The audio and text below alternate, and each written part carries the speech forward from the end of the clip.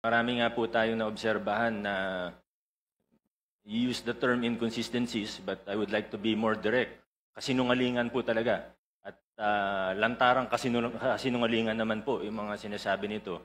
Hindi naman po bago sa kanila ang pagsisinungaling.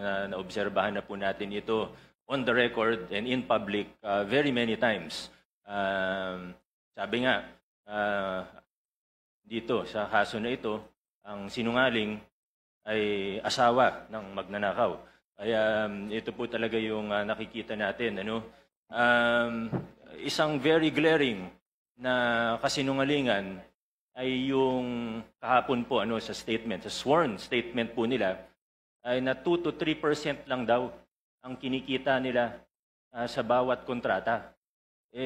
Kahit naman po hindi ka eksperto sa larangan ng construction o engineering, obvious naman po na kasinungalingan ito.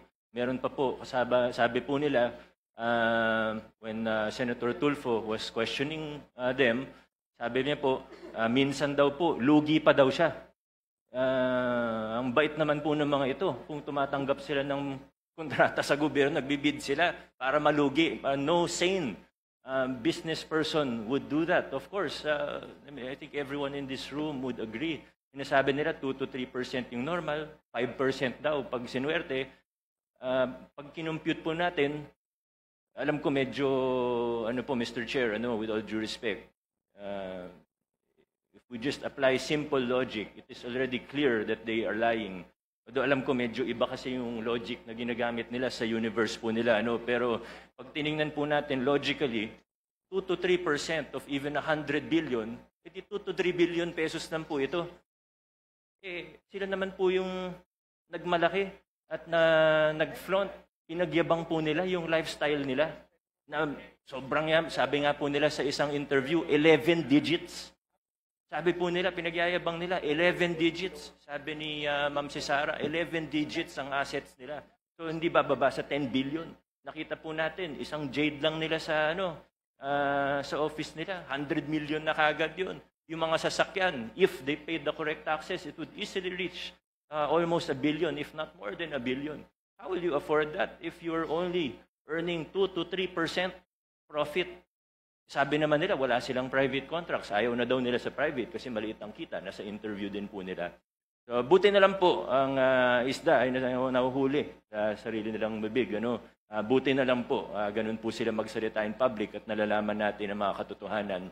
And I don't mean to overstep, Mr. Chair. Please stop me at any time. But I would just like to, siguro hindi naman warning, pero siguro ang aking pag-igayat sa bawat isa, pati na rin sa mga mamamayang, sa ordinaryong mamamayan, na mag-ingat po tayo sa mga naririnig po natin. Alam naman po ng lahat ng tao sa kwarto na ito na may guilty na senador, may guilty na congressman, may guilty na DPWH officials, may guilty na contractor, at maaaring sa iba pang ahensya ng pamahalaan.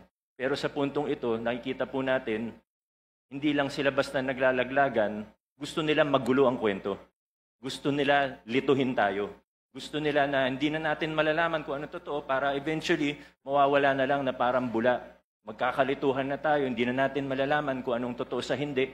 Magbabanggit na lang ng kung ano, na wala naman silang pruweba o ebidensya. Sa mga pangalan na nabanggit niya po kahapon, naniniwala ako may iba doon, totoo. Pero hindi tayo present. They have to present evidence, of course. And I think we really have to be careful because in our experience with them, in my experience with them, Mr. Chair, these are people who are really capable of lying without batting an eyelash. So we have to be very careful in how we proceed. Thank you, Mr. Chair. Mr. Chair.